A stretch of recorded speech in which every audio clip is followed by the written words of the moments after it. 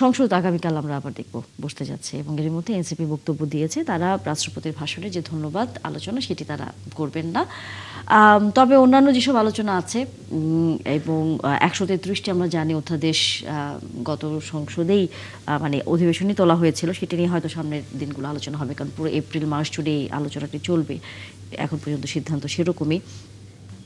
আপনার কাছে কি মনে হয় এরই মধ্যে যখন 11 দলীয় জোট থেকে বলা হয় সংবিধান সংস্কার পরিষদের বিষয়টি সংসদে উত্থাপিত না হলে আগামীকাল তারা রাজপথে আন্দোলন করবে, এখনই কি রাজপথে আন্দোলন করার মতো অবস্থা তৈরি হয়েছে, নাকি সংসদ তো মাত্র শুরু হলো?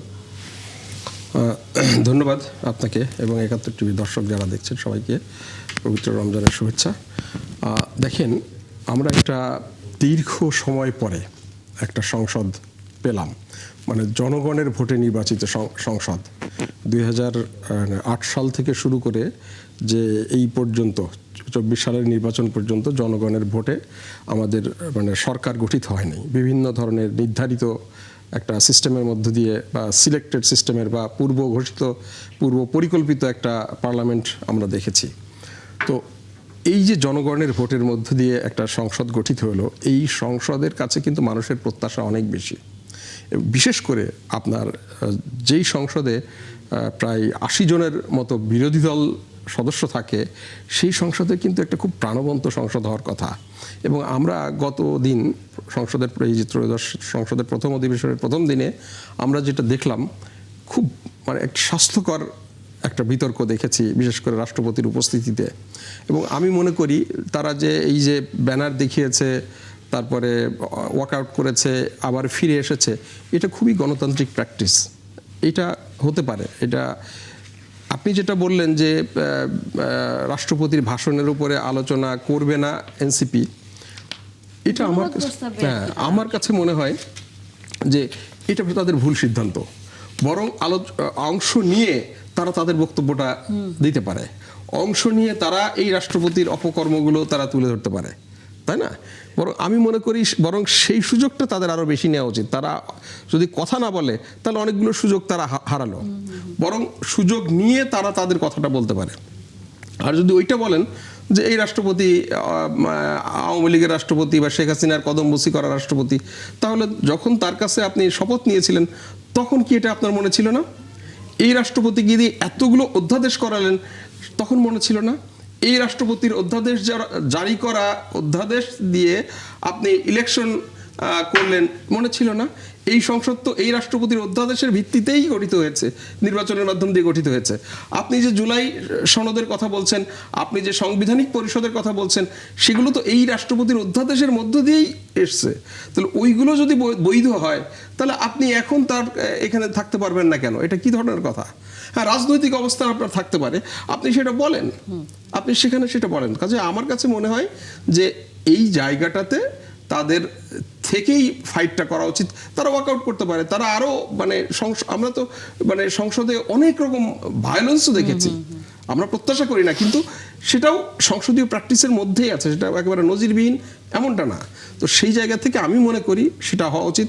বিশেষ করে এবারে যে প্রধান বিরোধী দলে হয়েছে, দেখেন এবারে সংসদে কিন্তু কতগুলো ব্যাপার আছে। যে প্রধানমন্ত্রী যিনি হয়েছেন, মানে সংসদ নেতা যিনি এবং সংসদের বিরোধী দলের নেতা যিনি, তারা কিন্তু প্রথমবারই নির্বাচিত হয়ে তারা প্রধানমন্ত্রী এবং বিরোধী দলের নেতা হয়েছেন। এটা বাংলাদেশে কিন্তু মানে এর আগে হয়নি। তো সেটা একটা ব্যাপার। তো তারপরেও আবার আমরা দেখলাম যে এই যে দুই দল যে কথা বলছে, আবার নামাজের সময় হলে বিরোধী দলের নেতা এবং সংসদ নেতা একসাথে গিয়ে এক জামাতে নামাজ পড়ছে, এই জায়গাটাও কিন্তু খুব দেখতে ভালো লাগে আমাদের, তাই না? আজকে যখন দেখলাম যে কার্য পরিষদে আপনার সংসদ নেতা এবং বিরোধী দলের নেতা একসাথে বসে তারা স্পিকারের সভাপতিত্বে বৈঠক করছে, আমরা এই জিনিসগুলো কিন্তু অনেক দিন হারিয়ে গেছে আমাদের চোখের থেকে।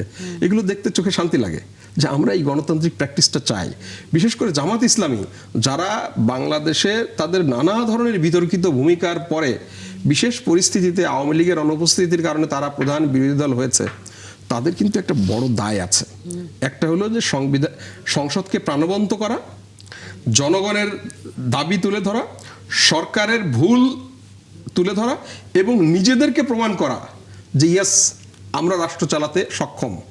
আমরা দায়িত্বশীল একটা গণতান্ত্রিক রাজনৈতিক দল, সেখানে যদি আমরা এই এই বিষয়টাকে অ্যাভয়েড করে যদি তারা চলে আসে, আমি মনে করি তারা এই সুযোগটা বেসিক্যালি হারাবে। আপনার এই প্রশ্নের উত্তরগুলো নিশ্চয়ই আমরা পাবো। আমাদের সাথে যেহেতু এনসিপির যুগ্ম সদস্য সচিব ফয়সাল মাহমুদ শান্ত যুক্ত হয়েছেন, ধন্যবাদ জনাব শান্ত যুক্ত হয়েছেন এবং সময় দিয়েছেন আমাদেরকে। আমি জানি না আপনি আমাদের অন্য অতিথির বক্তব্য শুনেছেন কিনা, কিন্তু তারপরেও যে প্রশ্নটি আসলে আপনাদের কাছে সবারই আসলে জানবার, বা আপনারা হয়তো অনেকবার মুখোমুখি হয়েছেন, যে রাষ্ট্রপতি প্রসঙ্গে আপনাদের যে দ্বিচারিতা আচরণ, সেটি নিয়ে বারবারই প্রশ্নের সম্মুখীন নিশ্চয়ই আপনাদের হতে হচ্ছে।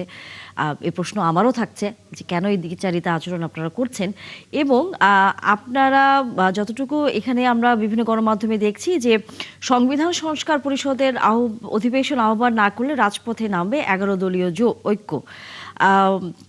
এখনই কেন হচ্ছে রাজপথে নামবার মতো হচ্ছে অবস্থা মনে করছেন আপনারা? মাত্র তো অধিবেশন শুরু হলো।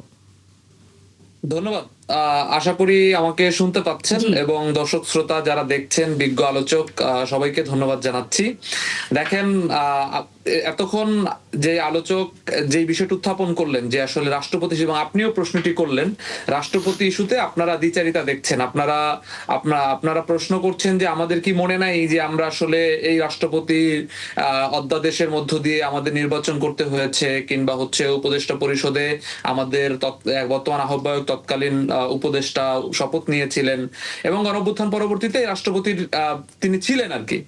এটা আমাদেরকে মনে করিয়ে দেওয়ার চেষ্টা করছেন অনেক বুদ্ধিজীবীরা, কিন্তু তারা হয়তো ভুলে গেছেন, কিংবা তাদের মনে আছে কিনা আমি জানি না, যে 5 আগস্টেই কিন্তু যখন হাসিনা পালাতে, স্বৈরাচার সরকার পালাতে বাধ্য হলো, তখনই নাহিদ ইসলাম সহ তৎকালীন সমন্বয়করা সবাই বলেছিলেন যে আমরা আসলে রাষ্ট্রপতির বাসায় যাব না, এবং আমরা এই রাষ্ট্রপতির হাতে শপথ নিব না।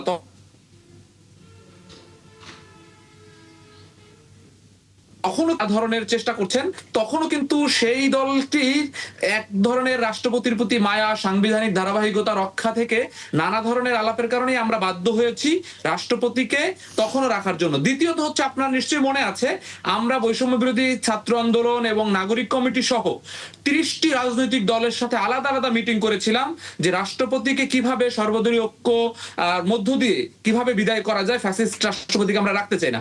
তখনও কিন্তু এই বিএনপি রাষ্ট্রপতিকে রাখার বিষয়ে এবং এই বিএনপিকে রাষ্ট্রপতিকে সরানোর বিষয়ে বাধা দিয়েছে। তো সেই বিষয়টি খুব সুন্দর করে ফ্রেমিং করে মনে হয় যেন আমরা তখন রাষ্ট্রপতিকে রাখার জন্য রাজনৈতিক দল বাধা দিয়েছে বলে আপনারা 30টি রাজনৈতিক দল সেখানে হচ্ছে রাষ্ট্রপতিকে সরাতে পারলেন না? 30টি রাজনৈতিক দল তো বিএনপিরও সেখানে এলাই আছে, এবং 30টি রাজনৈতিক দল সরাতে পারলাম না, বিষয়টা তো এরকম না যে আমি তো যেটা বলছি, যে আপনারা যেভাবে প্রশ্নটি করছেন, যে মনে হচ্ছে তখন বিএনপি রাষ্ট্রপতিকে রাখতে চায় নাই, আমরা রাখতে চেয়েছি, এখন আমরা দ্বিচারিতা করছি। আমাদের অবস্থান একেবারে আমাদের অবস্থান খুব পরিষ্কার, যে আমরা বলেছি এই ফ্যাসিস্ট হাসিনার রাষ্ট্রপতি এইটা আমরা চাই না। দ্বিতীয় যে একটা জায়গা আমি এখানে বলি, সেটা হচ্ছে আমরা এতদিন সাংবিধানিক ধারাবাহিকতার কথা বলছি, আমরা এতদিন রাষ্ট্রের সংকটের কথা বলছি। বিএনপি থেকে যে কথাটি বারবার বলা হচ্ছে যে রাষ্ট্রের একটা সংকট ছিল, রাষ্ট্রপতি চলে গেলে রাষ্ট্রের কি হবে, সংসদ নাই, স্পিকার নাই, রাষ্ট্রপতি কার কাছে পদত্যাগ করবে, কে রাষ্ট্রপতিকে সরাবে। কিন্তু আপনারা জানেন, এখন কিন্তু রাষ্ট্রপতিকে সরানোর মতো একেবারেই সেটআপ রয়েছে, এক্সিকিউটিভ ক্ষমতা রয়েছে, সংসদ রয়েছে, স্পিকার রয়েছে, এভরিথিং আছে। এখন রাষ্ট্রপতিকে রাখতে চাওয়ার যে মায়া, এই মায়াটা আসলে আমরা খুঁজে পাই না। সো তখন যে যুক্তিটা দিয়েছিলেন, ইন্টারেস্টিংলি দেখবেন এই বুদ্ধিজীবীর চেয়ারে যারা বসে আছেন তারা কিন্তু এখন সেই যুক্তিটা দেন না। তখন বলতেন যে রাষ্ট্রপতি চলে গেলে তো রাষ্ট্র অভিভাবকবিহীন হয়ে পড়বে, কিন্তু এখন সেটি বলেন না। এখন বলেন যে এনসিপি তখন উপদেষ্টারাও শপথ নিয়েছিলেন কেন, তখন এই রাষ্ট্রপতির আদেশে নির্বাচন হয়েছিল কেন, এখন আর সেই কথাটা বলেন না যে আসলে রাষ্ট্রপতি চলে গেলে রাষ্ট্র অচল হয়ে যাবে। এখানে আপনাকে একটা ক্লিয়ার করি,